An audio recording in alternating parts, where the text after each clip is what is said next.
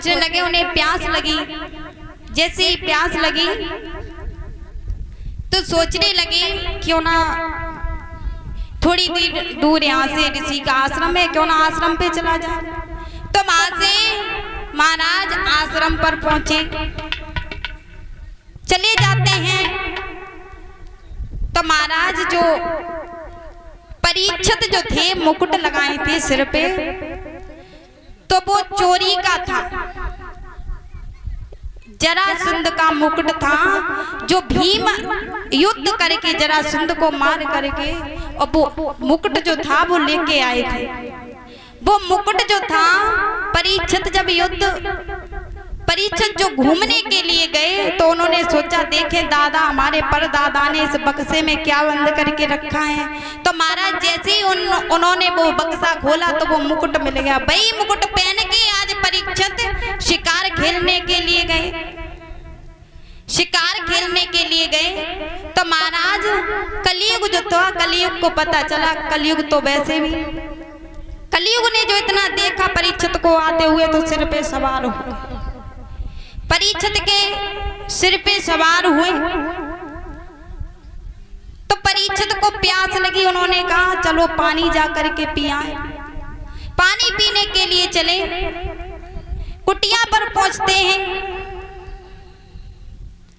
जहां पर लोमस ऋषि जो थे तपस्या कर रहे थे। महाराज तपस्या कर रहे थे। जैसे ही उन्होंने देखा, क्योंकि परीक्षित को नहीं पता कि मेरे साथ क्या हो रहा है, लोमस ऋषि के आश्रम पर पहुंचे।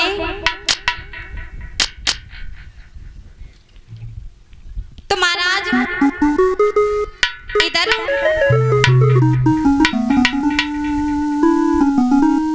परीक्षित ने जैसे ही लोमस ऋषि को देखा तो कहने लगे इस संत ने मेरा अपमान कर दिया।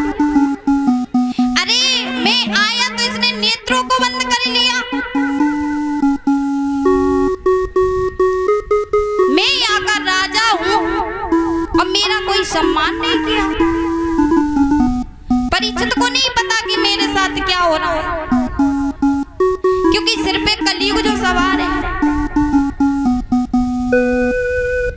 इधर महाराज जैसे ही उन्होंने ये सब सोचा, एक मरा हुआ सर्प डला था। सर्प डला था तो वो सर्प जो था महाराज परीक्षित ने अपनी तलवार से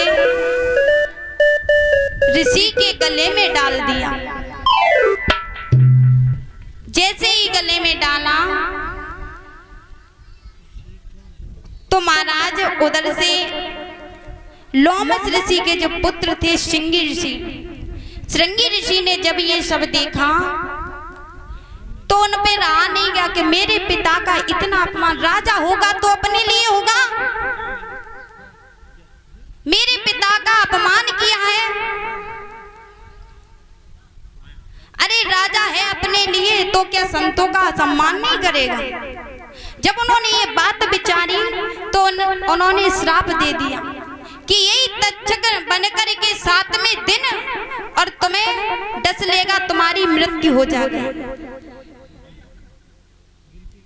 आज महाराज इधर श्रृंगी ऋषि ने परीक्षित को श्राप दे दिया कि 7वें दिन ये तक्षक नाग तुझे डसेगा और तेरी मृत्यु हो जाएगी। जब लोमस ऋषि की तपस्या खुली, नेत्र खुले तो उन्होंने कहा बेटा तुमने ये क्या किया। अरे तुमने बहुत गलत किया जो परीक्षित को श्राप दे दिया। परीक्षित को तो पता नहीं था कि वो क्या कर रहा है क्या नहीं। तुम तो होश में थे कि पिताश्री तुम्हें नहीं पता, तुम्हारे गले में उस परीक्षित ने मरा हुआ सर्प डाल दिया। तो महाराज इतनी बात जैसे ही उन्होंने सुनी तो कहने लगे ऐसा नहीं है, मुझे सब पता है।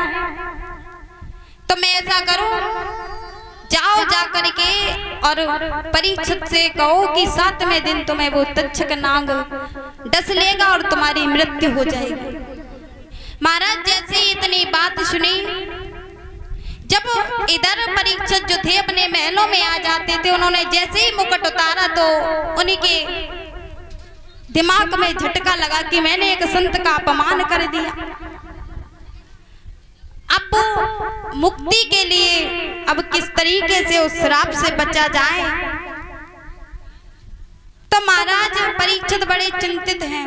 तैसे ही लोमस ऋषि जो थे उन्होंने अपने पुत्र से कहा कि परीक्षित को कोई उपाय बताओ जा करके। तो महाराज आइए एक छोटा सा संकीर्तन बोलेंगे, उसके बाद में देखते हैं भगवान सुखदेव का जन्म कैसे हुआ।